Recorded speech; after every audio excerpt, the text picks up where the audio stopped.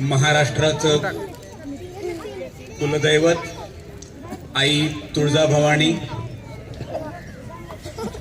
महाराष्ट्राचं आराध्य दैवत छत्रपती शिवाजी महाराज,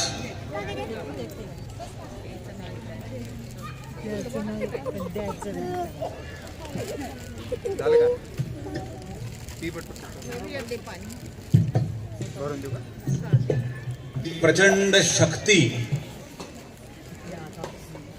जी आपल्या सगळ्यांमध्ये संचारते आणि त्या संचारलेल्या शक्तीचं प्रतिबिंब आज ह्या मैदानात दिसतंय. या हिंदू संमेलनासाठी मंचावर उपस्थित आपल्या सर्वांना आशीर्वचन देण्यासाठी आवर्जून इथं मंचावर उपस्थित असलेले हरिभक्त परायण श्री वैजनाथ महाराज गुट्टे, आजच्या ह्या केशव वस्ती समितीचे अध्यक्ष श्री प्रवीणजी बारबोले, आजच्या हिंदू संमेलनाच्या स्वागत समितीचे अध्यक्ष श्री बालाजी बिराजदार आणि ह्या हिंदू संमेलनासाठी उपस्थित मातृशक्ती आणि सर्व हिंदू बांधवांना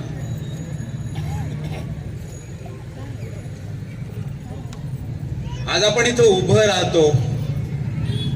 मी आज आपल्या सर्वांसमोर इथं उभा आहे, त्याचं एकच कारण आहे, ते म्हणजे माझ्या पाठीशी अखंड आशीर्वाद असलेली छत्रपती शिवाजी महाराजांची मूर्ती.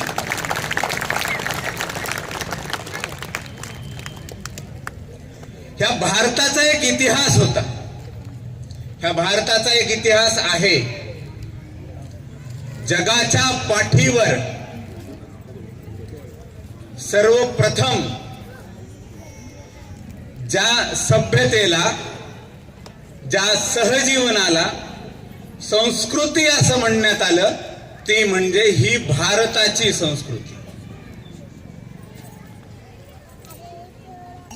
लातूर हे विद्येचं माहेरघर. भारतभरातून विद्यार्थी इथं विद्या ग्रहण करण्यासाठी, शिक्षणासाठी येतात. मी सुद्धा ह्या लातूरच्या दयानंद कॉलेजचा विद्यार्थी राहिलेलो आहे. जसं आज आमचं लातूर हे विद्येचं माहेरघर आहे, मला हे सांगायला अभिमान वाटतो की जगाच्या पाठीवर जर कुठलं राष्ट्र, कुठला देश हे विद्येचं माहेरघर होतं किंवा आहे, तर तो म्हणजे आमचं भारत राष्ट्र.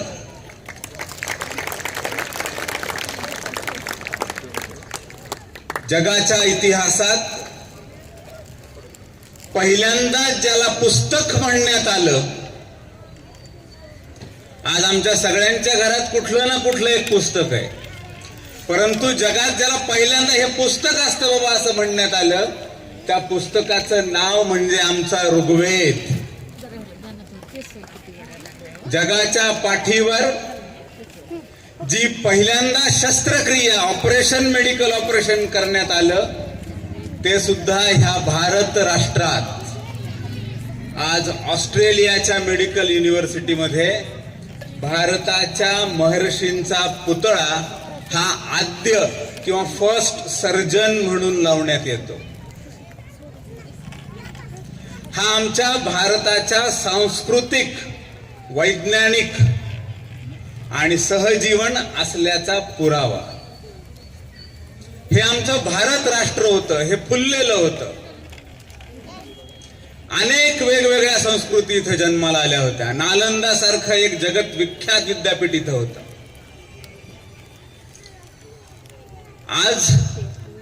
आजच्या कार्यक्रमाच्या पत्रिकेत सुद्धा आम्ही 5 एप्रिल 2026 म्हणतो. हे 2026 काय? येशू जन्माला त्याला 2026 वर्ष झाली. परंतु आज आम्ही जर आमचं युगाब्द कॅलेंडर बघितलं तर त्याचं वर्ष 5128 आहे. 5128 वर्षांचं आमचं फक्त कॅलेंडर आहे. त्याच्या आधीची संस्कृती, त्याच्या आधीची हजारो वर्ष ती अजून आम्हाला मोजणं बाकी आहे. ही अशी आमची हिंदू संस्कृती, हे भारत राष्ट्र, कधी काळी ह्या भारत राष्ट्रावरती परकीयांची नजर पडली. सर्वात आधी नजर पडली ती मुसलमानांची. घडलं काय? आजही भारतरत्न बाबासाहेब आंबेडकरांनी जो इतिहास लिहिलाय, तो इतिहास आम्ही वाचला तर आमच्या लक्षात येईल. ज्यावेळी बाबासाहेबांनी भारताचा प्राचीन व्यापार नावाचं पुस्तक लिहिलं, त्या पुस्तकामध्ये आज ज्या इस्लामिक देशांमध्ये युद्ध चालू आहे तिथं मंदिर असल्याचे पुरावे आणि 365 मूर्त्या एका मंदिरात असल्याचा उल्लेख बाबासाहेबांनी केलेला.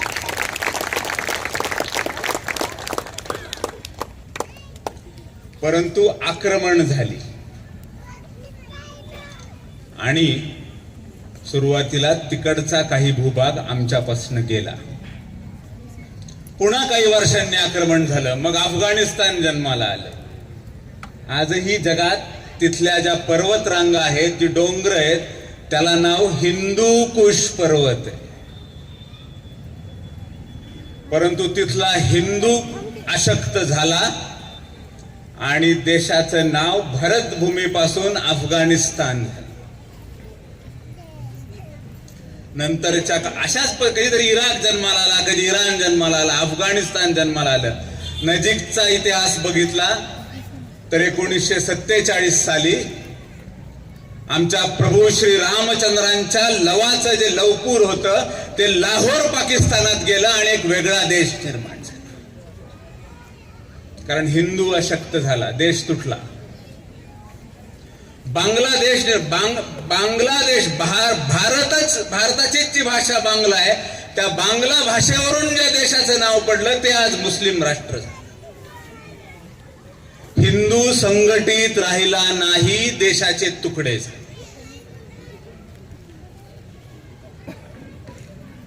आज आम्ही जिथं बसलोय, जिथं बोलतोय, हा हिंदूंसाठीचा शेवटचा तुकडा जगाच्या पाठीवर. दुसरं हिंदूंचं राष्ट्र पृथ्वीवर नाही. आज इथं हिंदू संघटित दिसतोय म्हणून भारत दिसतोय. असं काय घडलेलं होतं? असं काय कधी इतिहासात ऐकलंय आम्ही हिंदूंनी कुणावर चाल केली? कधी घडलं नाही. परंतु आक्रमण झालं, आमचं नालंदा विद्यापीठ जळलं. इतिहास दाखले देतोय की 6 महिने विद्यापीठ जळत होतं. किती पुस्तकं, किती विद्या जाळली गेली असेल आमची. 6 महिने एक विद्यापीठ जळत होतं. विद्यापीठाने कुणाचं घोडं मारलं होतं? परंतु नाश करायचा होता तो आमच्या इथल्या संस्कृतीचा, आमच्या इथल्या सभ्यतेचा. तो झाला नाही. आम्ही टिकलो, आम्ही पुन्हा पुन्हा टिकलो. काय घडलं होतं असं ते म्हणजे आमच्या तुळजापूरच्या आई भवानीवर अफजल खान चालून आला होता. आमची देवळं पाडली, आमची विद्यापीठं जाळली.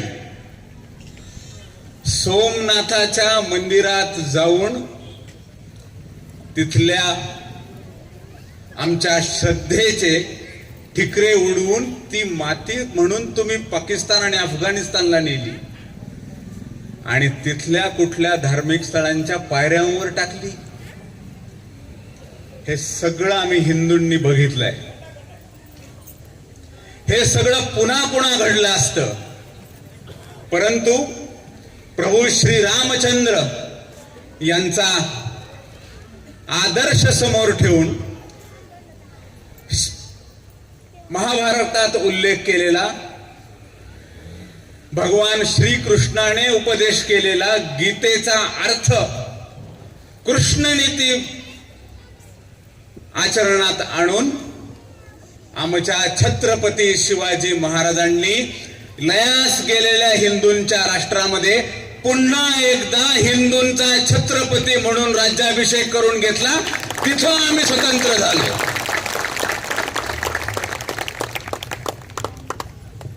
राष्ट्र विसरलं होतं. एकही राजा राहिला नव्हता. छत्रच नव्हतं हिंदूंचं. कोणीच राजा म्हणून घ्यायला घाबरत होता. त्या वेळेला वयाच्या अगदी कोवळ्या वयात काही सवंगड्यांना बरोबर घेऊन रक्ताचा धारोष्ण अभिषेक महादेवाला करून त्या बाल शिवाजीने जे शपथ घेतली आणि त्याचं कारण राहिलं ते म्हणजे आशिष जाधवर आज स्वतःचं आडनाव जाधवर हे लावू शकतो.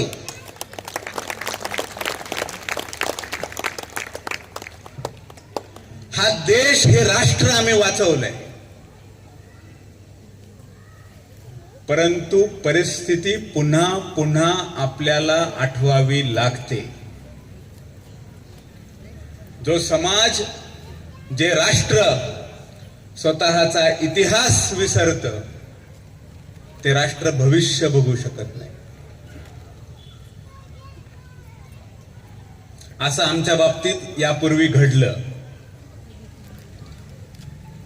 आम्ही जेव्हा जेव्हा अशक्त होत गेलो तेव्हा तेव्हा आमच्यामध्ये काही भेद निर्माण करण्यात आले. ठरवून भेद निर्माण करण्यात आले. आधी त्या मुस्लिम आक्रमकांनी केले आणि नंतर इतिहासाने ज्यांना इंग्रज म्हणलं त्या ख्रिश्चनांनी आमच्यामध्ये भेद निर्माण केले. ठरवून केलं. आम्ही इतिहास वाचताना सुद्धा आमच्या पुस्तकांमध्ये काय लिहिण्यात आलं, आम्हाला राणी चेन्नम्माचा इतिहास नाही शिकवण्यात आला. आम्हाला राजा चोलांचा इतिहास नाही शिकवण्यात आला. परंतु हुमायूं आणि बाबरावर आमच्यावर धडेवर धडे लिहिण्यात आले. कारण हिंदू अशक्त होता. परंतु आज ज्या वेळेला आज आम्ही वर्तमानपत्र उघडतो, टीव्हीवर कुठली बातमी बघतो, आजच्या जागतिक परिस्थितीमध्ये हे पाहिलं तर आजच सकाळची बातमी होती की त्या इस्लामिक देशांमधून भारताचं 8वं जहाज भारतात सुरक्षित पोहोचतंय. कुणाची हिंमत झाली नाही त्याच्यावर नजर टाकडी करायची.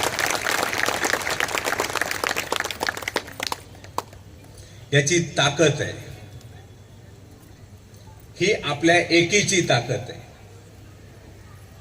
उपस्थित सगळ्या समुदायाला 2014 साली एक घडलेली एक गोष्ट सांगतो. ह्या भारतामध्ये अनेक सत्ता आल्या, अनेक राजकीय सत्ता आल्या गेल्या, अनेक वेगवेगळे नेते झाले. उद्या भविष्यातही अनेक माणसं वेगवेगळ्या पदांवर जातील. परंतु 2014 साली काय घडलं? भारतात तोपर्यंत विद्यमान पंतप्रधानांनी पंतप्रधान पदाची शपथही घेतलेली नव्हती.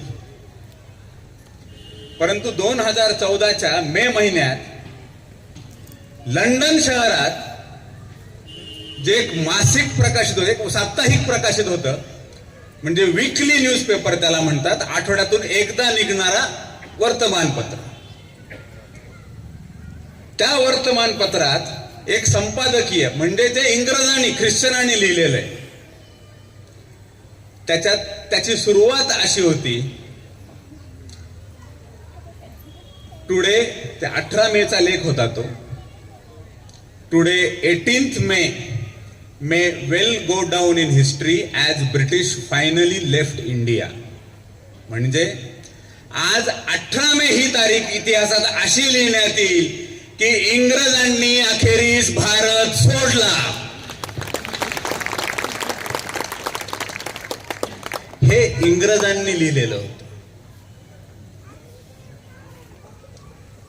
याचा अर्थ, जसं मी म्हणालो, की आमच्या शिक्षणात, आमच्या व्यवहारात, आमच्या जीवनात वेगवेगळ्या पद्धतीने भारत संपवण्याचं एक षडयंत्र अनेक वर्ष, कारण हिंदू एकत्र नव्हता. आम्ही विसरलो आम्ही कोण आहेत ते. आम्ही जर हिंदू आहोत याचा अर्थ आम्ही ह्या भारताचे आहोत, आम्ही ह्या भारताचे आहोत याचा अर्थ आम्ही हिंदू आहोत. आणि जर आम्ही हिंदू आहोत तर आमच्या जगण्याची, वागण्याची, बोलण्याची एक ठराविक पद्धत आहे, ती आम्ही विकसित केलेली आहे. आमची खाण्याची, खानपानाची एक पद्धत आहे, ती आम्ही विकसित केली आहे. परंतु घडलं असं की आम्हाला सांगण्यात आलं, आम्हाला असं शिकवण्यात आलं की तुमच्या पद्धतीच काहीतरी गडबड आहे. आणि न कळतपणे आमची वेशभूषा बदलली, आमची विचार करण्याची पद्धत बदलली, आमची शिक्षण घेण्याची पद्धत बदलली. आणि त्याचा परिणाम असा झाला, आम्ही स्वतःला विसरलो, आम्ही स्व विसरलो. आमची कुठली दैवत आहेत, आम्ही कुठल्या भागात राहतो, माझे पूर्वज कोण, माझे पणजोबा देवाला कसा नमस्कार करायचे, माझे आजोबा कोण होते, त्यांची जगण्याची पद्धत काय, हे आम्ही न कळतपणे आमच्या विस्मरणात. आमची सुट्टीच आहे, जावं ना, आम्ही जग फिरावं, सगळे देश बघून यावेत, परंतु आमच्या आसपास असणारी, आमच्या लातूर, धाराशिव, परभणी, संभाजीनगर इथं असणारी आमची पर्यटन स्थळं आमच्या मुलांना माहिती आहेत का? ती जर आम्ही दाखवली नाहीत, आमची मंदिरं आम्ही दाखवली नाहीत, तर मग आमच्या पुढच्या पिढ्या हिंदू राहतील का? आमचं खानपान काय असावं? ठीक आहे, जागतिक परिभाषेतलं काही असू शकतं, परंतु आमच्या मुलांच्या टिफिन मध्ये काय जावं याचा विचार तर आम्ही करू शकतो. आज रामायणात आम्ही सगळ्यांनी पाहिलं, तो कुठला पक्षी होता ज्याने रावणाशी भांडण केलेलं होतं? जटायू. जटायूची समाधी मी आत्ता इथं बोलतोय, इथून 40 किलोमीटर अंतरावर. धाराशिव जिल्ह्यात रामलिंग नावाचं जिथं महादेवाचं मंदिर आहे, तिथं जटायू समाधी आहे.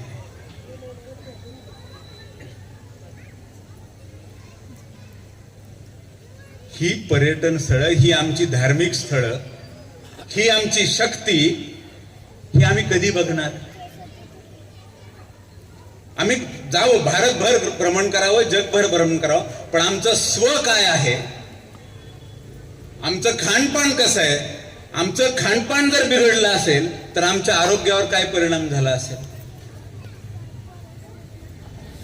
आधुनिकतेच्या काळात आधुनिक व्हायचं म्हणून आम्हाला कोणी पाश्चिमात्य करण्याचा प्रयत्न केलाय का? आज जग 21 जूनला जागतिक योगा दिन, वर्ल्ड योगा डे साजरा होतो. योग म्हणजे महादेवाने त्याचा साक्षात्कार केला, ती योगाची प्रक्रिया. हे आमचं स्व आहे, हे आम्ही कसं विसरलो? पण ते विसरायला सांगितलं. आज आम्ही सगळे कोका कोला किंवा अजून कुठलं तरी एखादं कोल्ड्रिंक पितो. ज्यावेळी त्या 90च्या दशकामध्ये हे सगळे कोल्ड्रिंक्स आले होते, त्याच्या एका मोठ्या कोल्ड्रिंकच्या एका मॅनेजरला भारतातल्या पत्रकारांनी प्रश्न केला होता. आता मार्केटिंग वगैरे आपल्या सगळ्यांना माहिती आहे, कशा जाहिराती येतात अमुक. प्रश्न केला होता किंवा भारतातला सगळ्यात मोठा प्रतिस्पर्धी कोण तुमचा? तर त्याने सांगितलं होतं, भारताच्या काना कोपऱ्यात मिळणारं फुकटचं थंड पाणी, याच्याशी त्यांनी स्पर्धा केली. आणि आज आम्हाला डॉक्टरकडून लिहून आणावं लागतं की इथून पुढे कोल्ड्रिंक पिणार नाही. हा आमचा स्व होता, आमची जगण्याची पद्धत होती, परंतु त्याच्यावर घाला घातला. त्यामुळे मी कोण आहे, माझे पूर्वज कोण, माझे देव देवता कोण, माझ्या गावात आम्ही कसं राहायचं, याची एक आमची पद्धत आहे. जसं मी आधीच सांगितलं की जगातली पहिली मोतीबिंदूची शस्त्रक्रिया भारतात झालेली होती, तर आमचं विज्ञान तर जगात सगळ्यात प्रगतशील होतं. आज आमच्या विज्ञानावर तिकडे जाऊन आमचे लोक रिसर्च करतात. म्हणजे सर्च आधीच इथं झालेलं आहे, आता ते रिसर्च करतात. त्याच्यामुळे जशी आमची ओळख आम्हाला होईल तसंच आम्ही आमच्या कुटुंबाची ओळख, रोजचं माझं कुटुंब कसं आहे, माझा रोजचा दैनंदिन व्यवहार कुटुंबाचा कसा आहे, कुटुंबातलं अंतर्गत वातावरण कसं आहे, आजी आजोबा, चुलते, मावशी बस आहेत तिथं लगेच. एक मी त्याच वयात 90च्या दशकामध्ये 97-98 साली इथं बसलेल्या बऱ्यापैकी जणांच्या घरी ज्या वेळेला केबल आलं होतं, ती एक टीव्ही सिरियल यायची. त्याचं नाव होतं या गोजीरवाण्या घरात. अनेकांना आठवल कदाचित. सुरुवातीला गोजीरवाणं घर दाखवलं आम्हाला. 2 वर्षानंतर त्याचं नाव या लाजीरवाण्या घरात आहे का अशी परिस्थिती झालेली. अप्रत्यक्षरित्या त्या काळात टीव्ही समोर बसलेली आमची 8वी 9वी 10वीची मुलगी मुलगा यांच्यावर संस्कार काय झाला. आमचा विवाह संस्कार एका क्षणात उधळून लावता येतो, हा संस्कार त्या टीव्हीने आमच्यावर केला. आम्ही म्हणतो ना आमचे 16 संस्कार आहेत जन्माला आल्यापासूनचे. त्या विवाह संस्कारावरती किती मोठा घाला ह्या भारतातल्या वेगवेगळ्या भाषांमध्ये आलेल्या वेगवेगळे सिनेमे, टीव्ही चॅनल, मॅगझिन यांनी ठरवून केला. यांच्यामध्ये गुंतवणुकी कुणाच्या होत्या, कारण भारत स्वतंत्र झाला होता, परंतु भारताला स्वाधीन होऊ द्यायचं नाही असं अनेकांनी त्यावेळी ठरवलेलं होतं. आमची कुटुंब व्यवस्था आम्ही जपतोय का, आमचा संवाद कसा आहे. कारण जर आमच्या कुटुंबातला संवाद हरवला तर आमच्या कुटुंबातली मुलगी आणि मुलगा यांचं भविष्य सुरक्षित नाही.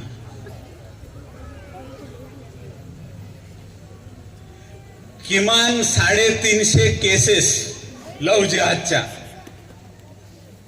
मी स्वतः लढलोय किंवा बघितल्या.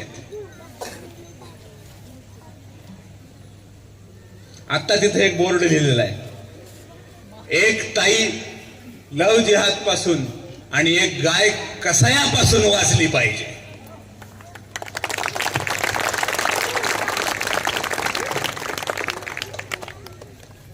आम्ही सहज म्हणून जाऊ की त्या मुलीची चूक असेल किंवा त्या मुलाची चूक असेल. म्हणजे हिंदू मुलंही याच्यापासून वाचलेले नाहीत. हिंदू दलित असलेल्या एका मुलाला लव्ह जिहाद मध्ये अडकवून त्याचा सुनता करण्यापर्यंत जिहाद्यांची मजल गेली. मी स्वतः त्या प्रकरणात हायकोर्टात वकील आहे. चांगल्या घरातल्या मुली आहेत, परंतु वेगवेगळ्या मार्गांनी त्यांच्यापर्यंत कुणीतरी पोहोचतं. अनेक वेगळ्या मार्गांनी, कधी सोशल मीडिया असेल, कधी एखादी मैत्रीण असेल, किंवा आमच्या गल्लीमध्ये घिरट्या मारणारं एखादं बोकड असेल.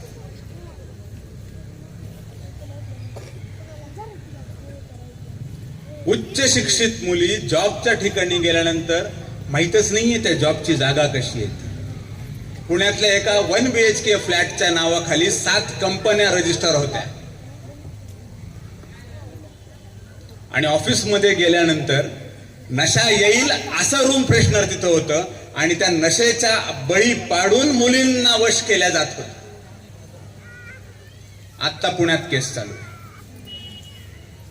मुलगी मराठवाड्यातली होती. हा आमचा कुटुंबातला संवाद, त्या मुली, कुठली आहे मुलीचा तिच्या आजीशी असलेला डायलॉग, तो संवाद मिस होतोय का.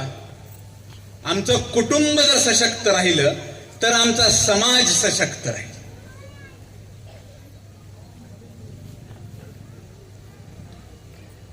आज आम्ही हिंदू संमेलन म्हणून एकत्र येतो. काय त्याचं चिंतन काय करायचंय आम्हाला?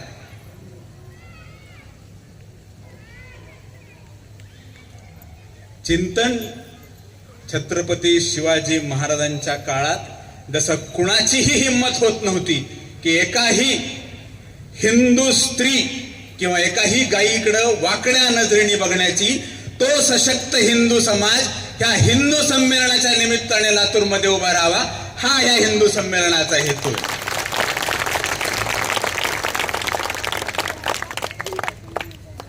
जसं आमचं कुटुंब सशक्त पाहिजे तसा आमचा समाज, हिंदू समाज सशक्त पाहिजे.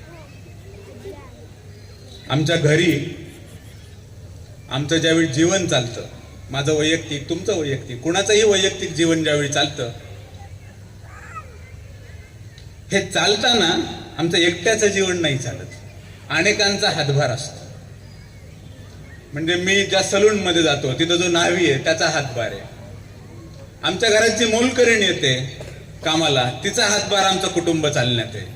दूध घालायला जो गवळी येतो त्याचा आमच्या जीवनामध्ये अविभाज्य घटक आहे.